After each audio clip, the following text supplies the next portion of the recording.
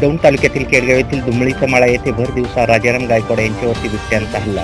तालुक्यात एकच पिंजरा असून तालुक्यात अनेक ठिकाणी बिबट्यांची दहशत वाढत आहे। आतापर्यंत बिबट्यांनी पाळीव प्राण्यांवरती हल्ला केला होता, परंतु 28 फेब्रुवारी रोजी सकाळी 11च्या सुमारास शेतातील काम करत असताना गायकवाड यांच्यावरती पाठीमागून हल्ला करत किरकोळ जखमी केले आहे।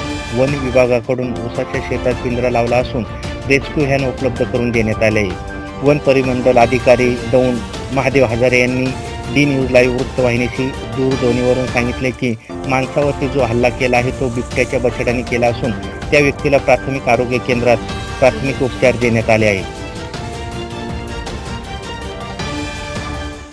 माझं नाव राजाराम गायकवाड, राहणार केडगाव, दौंड तालुका, जिल्हा पुणे। केडगावमध्ये मुंबईच्या मळ्यात राहत आहे। तिथून माझ्या शेतात जात असताना माझ्यावर बिबट्याने हल्ला केला। हल्ला केल्यानंतर तो पाठीमागूनच हल्ला केला। पाठीमागून हल्ला केल्यानंतर मला ती पाहिल्यानंतर मी आरडाओरडा केला। शेजारची 4-5 जण धावून आली व आरडाओरडा करून तिथून मला सोडवलं म्हणायचं आणि बिबट्या पळून गेला। पळून गेल्याच्यानंतर आम्ही जोडीदारांना फोन लावल्यानंतर भरपूर 50-60 जण गोळा झाल्यानंतर तो उसात गेल्यानंतर उसात त्याला दगडी मारून बाहेर काढण्याचा प्रयत्न केला, तर मोठा बिबट्या दुसरीकडे पळून गेला व दुसऱ्या उसात पळून गेला।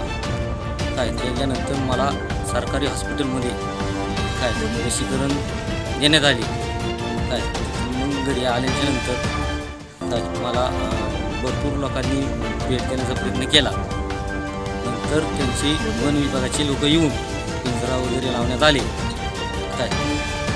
माझं नाव पांडुरंग गोविंद माने, राहायला म्हणजे तसं खोरचं आहे, पण आता बकरी केडगाव परिसरात असते, हंडळवाडी थोडक्यात। आणि त्या ठिकाणी असताना वावरात बसलो असताना रात्रीची 1-1:30च्या सुमारात म्हणजे बिबट्याने हल्ला करून 3 बकरी माझी ठरली।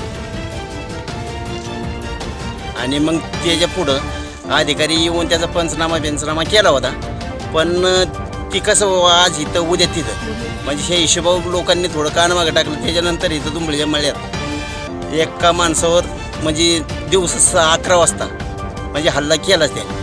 म्हणजे हे खरं आहे, पण त्यापेक्षा आहे ना कुठं नाही कुठंतरी असं पिंजरं लावी चला।